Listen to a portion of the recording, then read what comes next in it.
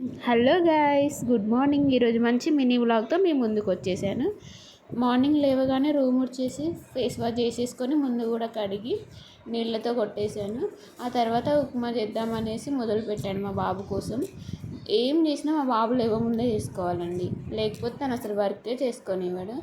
ఒక బౌల్ పెట్టి అందులో ఆయిల్ పోసి పోపు దినుసులన్నీ వేసేసి కరివేపాకు అండ్ ఒకటే పచ్చిమిర్చి తీసుకున్నాను బాబు గురించి అని, చిన్న ఆనియన్ కూడా. ఆ తర్వాత అవి ఫ్రై అయ్యాక కొంచెం మినప్పప్పు కూడా వేసాను. ఆ మొత్తం మరిగిపోయాక ఉప్మా రవ్వ పోసాను. ఉప్మా రవ్వ పోసి ఎప్పుడైనా కలపాలండి, లేకపోతే రౌండ్ రౌండ్ బాల్స్లో ఉండి ఆ లోపల ఉప్మా రవ్వ ఉంటుంది. సో బాబుకి డైజెషన్ అవ్వదు, చోకింగ్లా ఉంటుంది.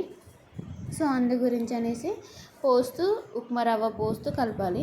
ఆ తర్వాత ముందొచ్చి ముగ్గు కూడా వేసేసుకున్నాను. ఈ ముగ్గు వేస్తుంటే నాకు ఒక ఇన్సిడెంట్ కనిపించిందండి, ఒక ఫన్నీ జోక్.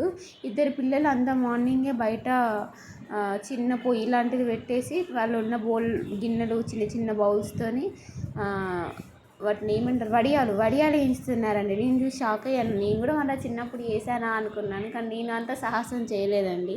ఆడుకునే టైం కూడా ఇవ్వకపోయేదండి మా వాళ్ళు, ఇక చదువు అనేది. ఆ తర్వాత ఉప్మా కోసం చేశాక ఇక మాకు కూడా వేరే టిఫిన్ తీసుకోవాలని ఉప్మా మళ్ళీ మా గురించి సపరేట్ చేసుకున్నాను. ఆ తర్వాత ఉప్మాలోకి పల్లీ చట్నీ చేశాను. పల్లీ విత్ పుట్నాలు, కొంచెం పచ్చిమిర్చి కూడా ఫ్రై చేసి వేశాను. చూడడానికి ఎంత బాగుందో, తినడానికి కూడా చాలా బాగుందండి.